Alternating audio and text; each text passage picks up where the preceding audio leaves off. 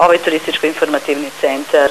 pokušavamo već nekoliko godina da izrealizujemo. Većina gradova u Srbiji ima takvu jednu ispostavu van prostorija u kojima turistička organizacija radi, jer mi smo i za turizam i za sport, to je za održavanje sportskih objekata organizacija. Tako da je ovo jedan kal opštinski koji smo dobili na upravljanje i uređen je kao više sadržajni prostor. Znači, s leve strane će biti infopuls sa svim informacijama od uslužnih delatnosti, naše turističke ponude, brojeva telefona naših privrednika i svih ostalih servisnih informacija koje možemo građanima da pružimo, do konkretno naših turističkih ponuda, jednodnevnih, dvodnevnih izleta na naše destinacije do Bobanskog jezera, posete manastirima i crkvama u našoj okolini. Desna strana je predviđena za reklamiranje privrednika, tako da smo mi jednim cirkularnim pozivom obavestili da nam se jave sa željom da nešto od svog proizvodnog programa u tom desnom segmentu, to je jedan izlog i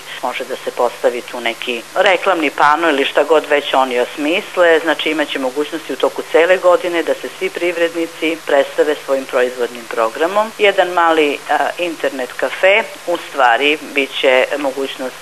bežičnog priključka za internete, znači neće biti naših kompjutera, nego turisti koji dolaze ili ljudi koji su usput tu pa im nešto hitno u gradu treba da se jave, imaće mogućnost da se konektuju svojim laptopovima. Taj prostor je onako dosta veliki, tu ima oko 60 kvadrata gde će biti jedna izložbena galerija gde sem izložbenih postavki mogu da se održavaju razne radionice bilo kog tipa i po predlozima raznih udruženja s kojima želimo saradnju. I na kraju u poslednjem delu imamo jednu ovako lepu takozvanu VIP kancelariju ili VIP salon u kome mogu svi naši građani u dogovoru naravno s nama da dovedu neke svoje bitne goste sa strane, da vide da i u ovom malom gradu možemo da imamo tako nešto lepo, ekstravagantno da kažem.